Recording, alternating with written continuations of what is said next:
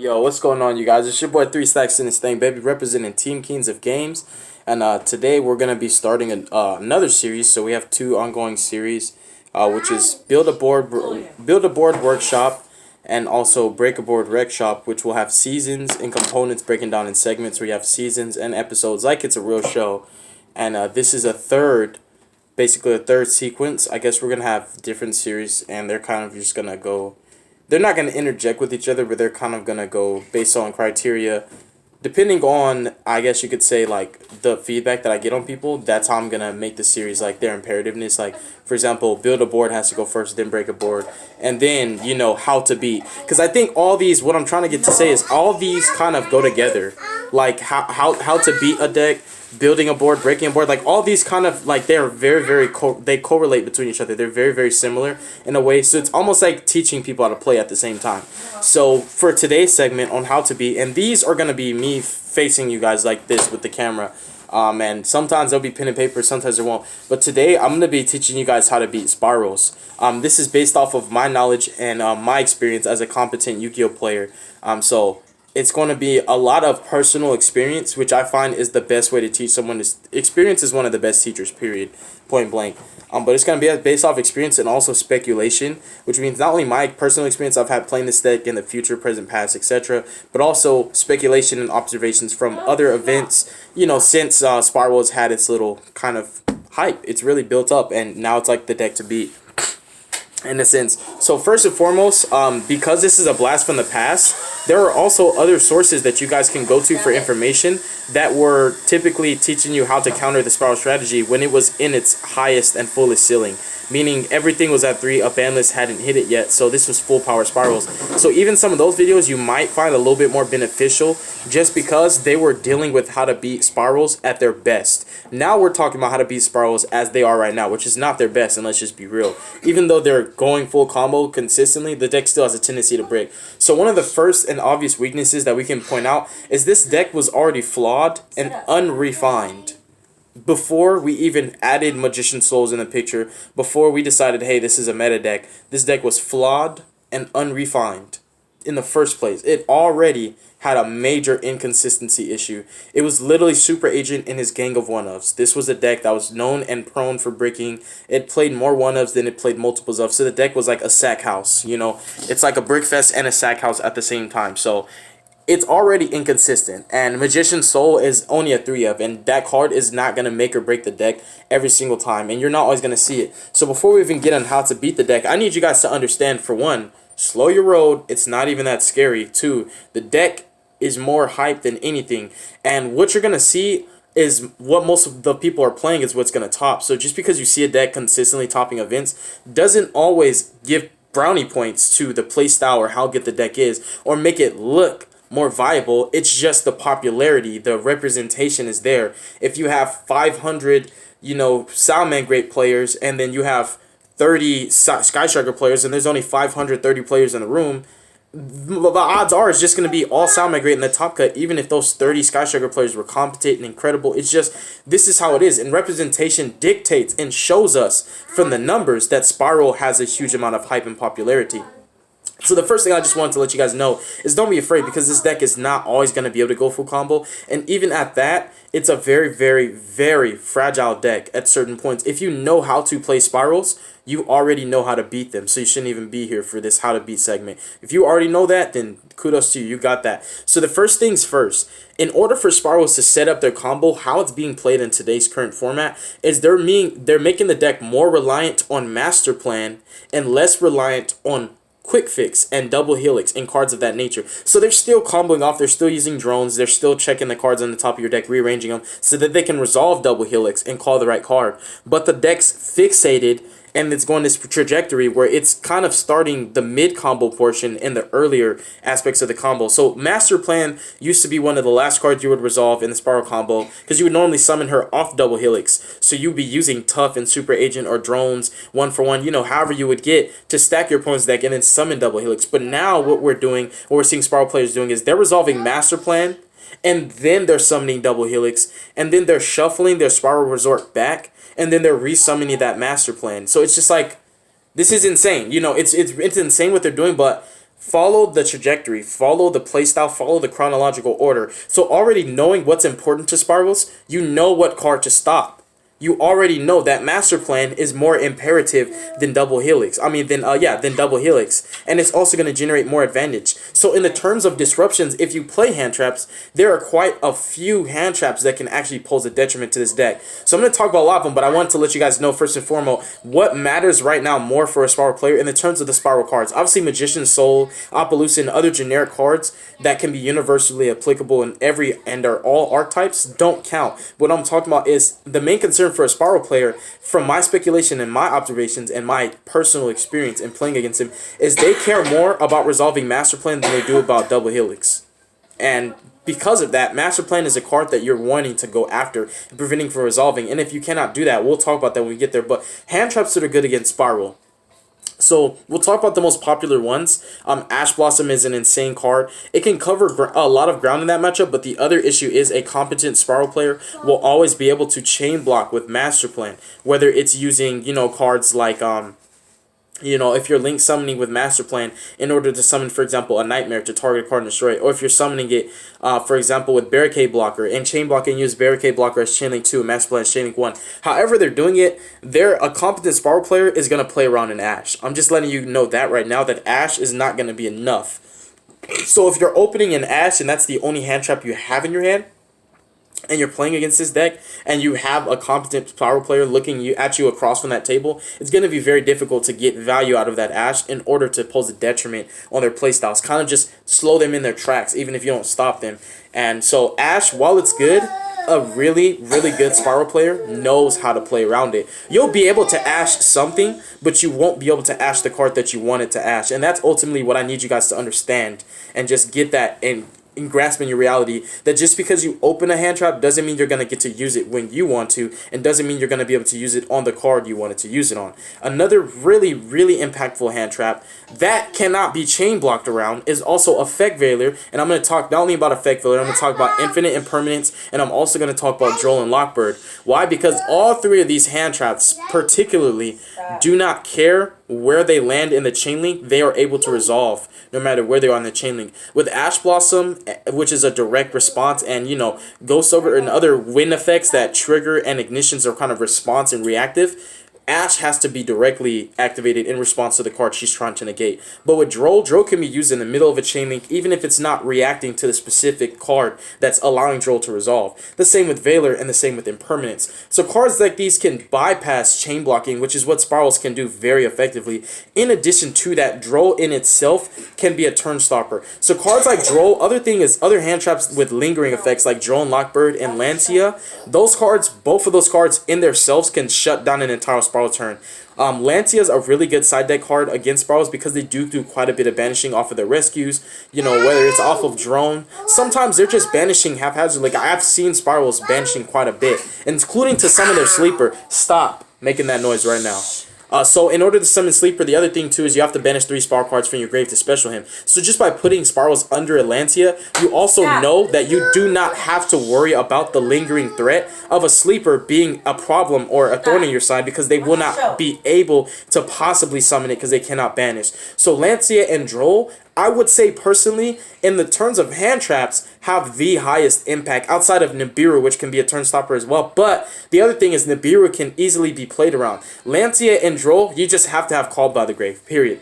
There's like no effective, consistent, and viable way to play around those without it being convoluted and very niche and specific to that particular scenario in that one situation. Droll and Lockbird and Artifact Lancia, you just have to have the Call by to counter them. But with cards like Nibiru, because I know some people say, well, but 3 stacks Nibiru is a blowout too.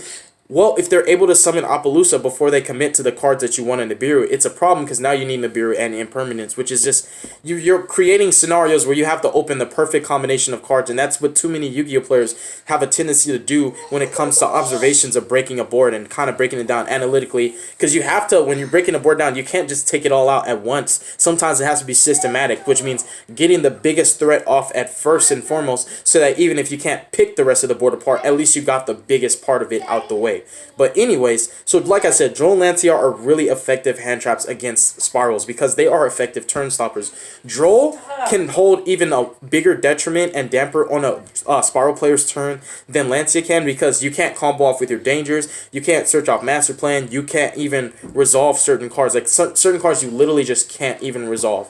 Like you can't, like if you Droll them, for example, on like an upstart or terraforming, or like let's say they Magician Soul, send 2, draw, and you Droll them and they don't have the call by, effectively what they may be able to do is resolve double helix.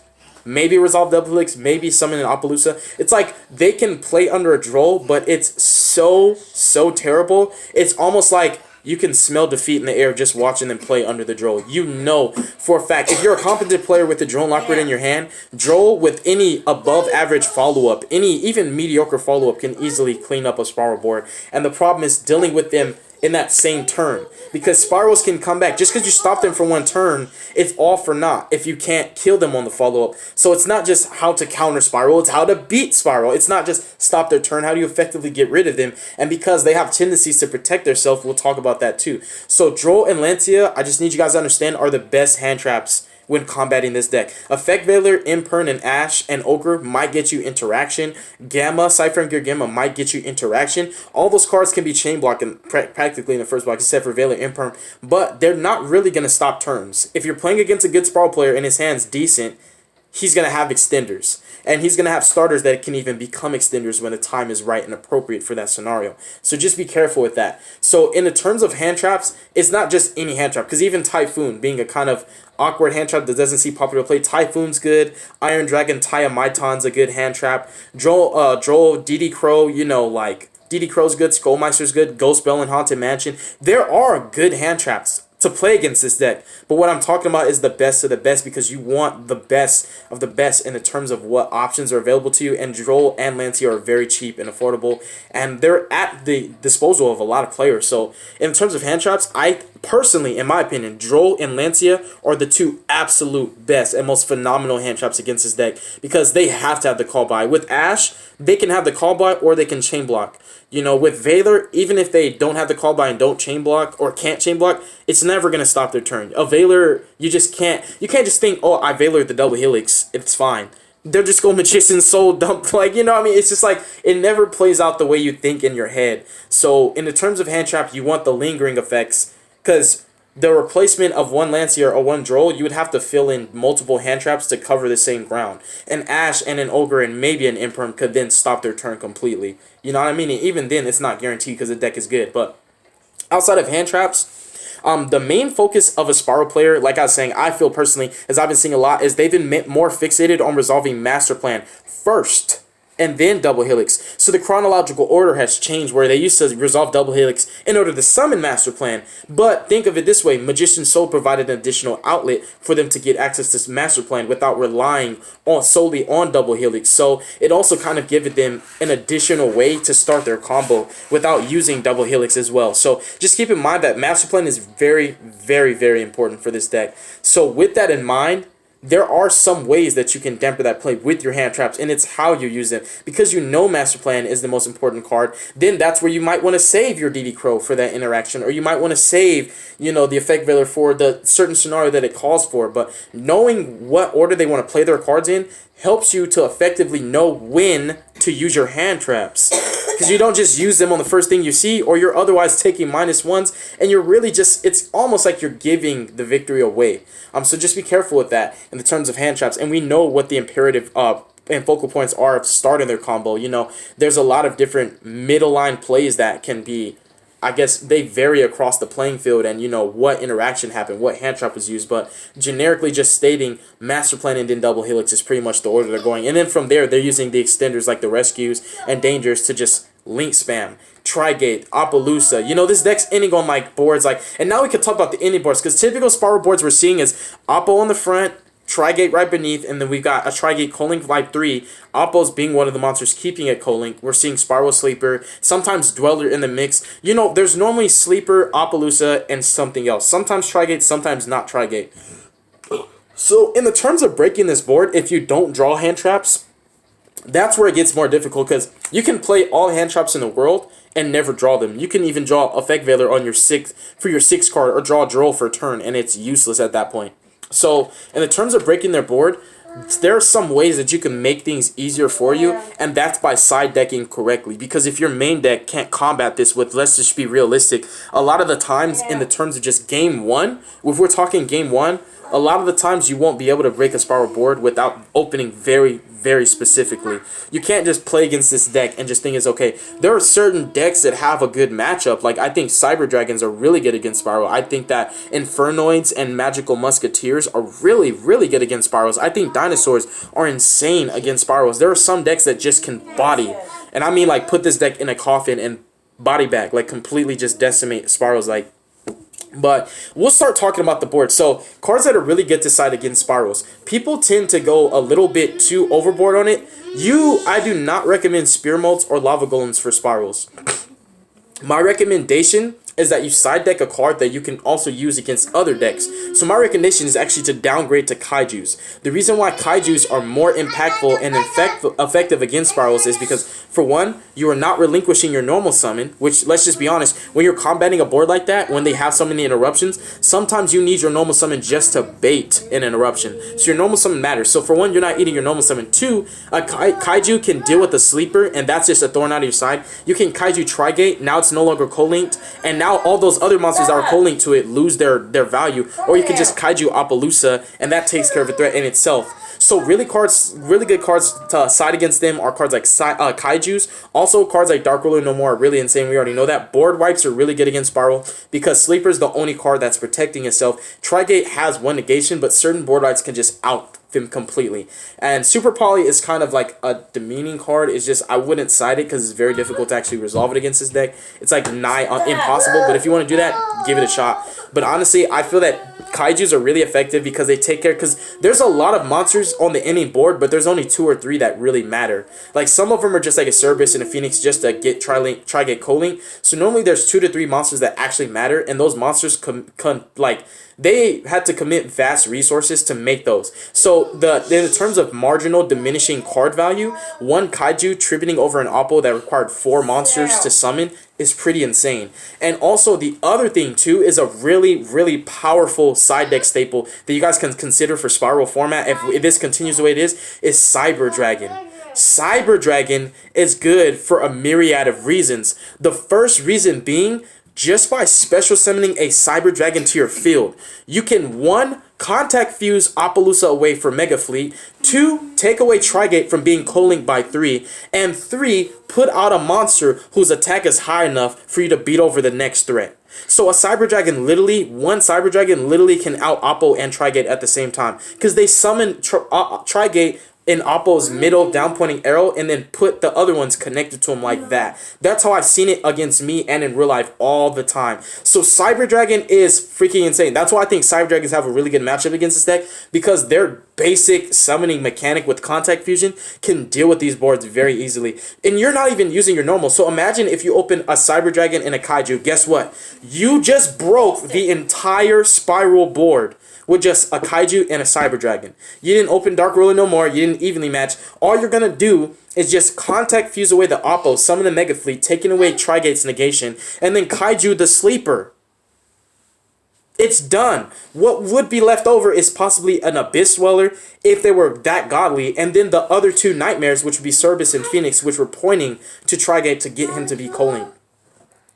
It's that simple. Like, it can really be that. It's not always as mine, because their field is so impressive, right? But the other thing is how much vast resources they commit to make that board. Spiral's never going to rinse, wash, and repeat that board like a Salmon Great player will. That board is like the bread and butter, and if you break that, anything they make after that will never ever be comparable in the same, even, I guess you could say, it's like not even on the same level anymore. It's literally not even in equilibrium. Like, it's like their follow-ups are diminishing after that. And it's not to say they can't come back. It's just they'll never, ever make a board like that again.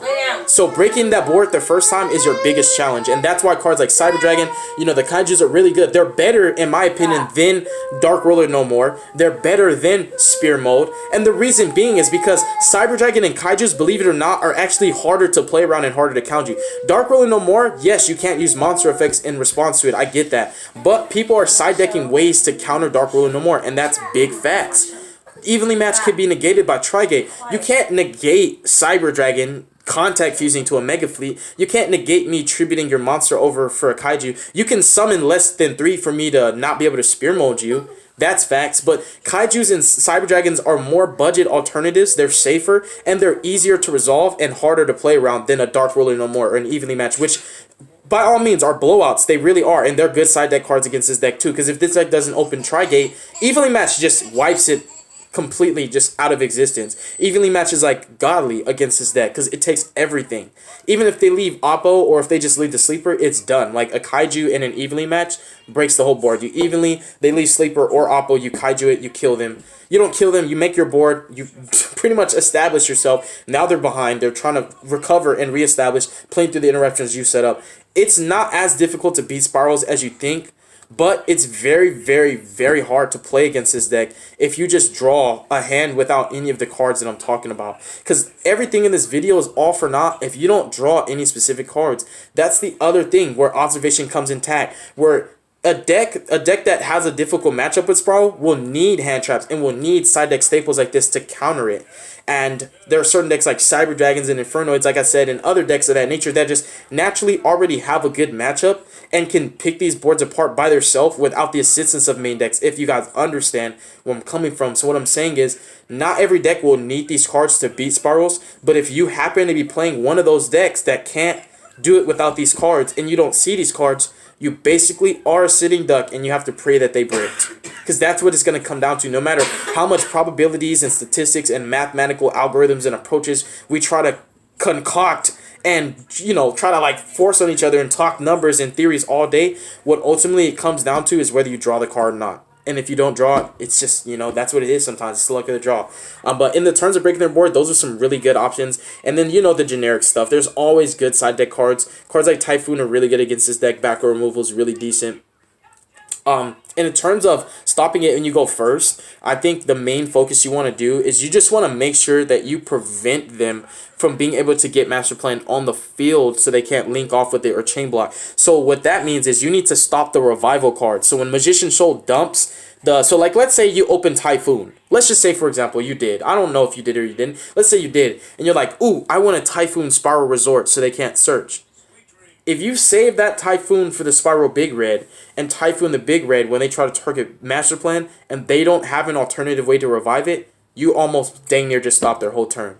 So again, it just, things vary, you know, but everything I'm saying, all this information, hopefully this is useful for you guys because there's so many ways on how to beat Spiral, and ultimately these are the easiest ways for any deck to do it with just generic cards that any deck can side deck into, and also just in the order that you arrange in dealing with the board. You want to take care of the cards that require the most resources to make. The Oppo, you want to take care of the Trigate and the Sleeper. Those are your three main things. And personally for me, because the Sleeper has the most protection most of the time, he's the one that I want to deal with first. Because if you, and I'm just saying this right now, if you can take care of Sleepers some way, somehow before killing the rest of their board, their entire board will self-destruct off Sleeper unless they negate their own Sleeper theirself, which would be even more pathetic because you'd be killing their Sleeper and making them burn their negation to stop their field from being nuked by their Sleeper. So just be careful. It's like an Achilles heel. It's a strength and a weakness. And I think there's more, but I don't want this video to be too long, so hopefully this isn't helpful for you guys. But I think this can really be decent on how to beat Spirals, and hopefully you guys take this information and take advantage of it. Use it, you know, however you want. Share it with people. It doesn't matter. It's for you. It's really not for me. Like, I'm not even trying to play competitive right now, honestly. Like, not until Nationals. So this is all for you guys, man. Thank you very much for watching this video. You know that I have a PayPal. You know that I have a Patreon. And you know I'm trying to eat. So if you want to support your boy, I would really appreciate it. But I've done this for 4 years. And I'm going to keep doing this regardless, but I really would appreciate the support and the help. But thank you guys. God bless you guys. Make good choices. Don't hurt your brain cells. Stay tuned for future content. And y'all have a beautiful night, all right? Peace.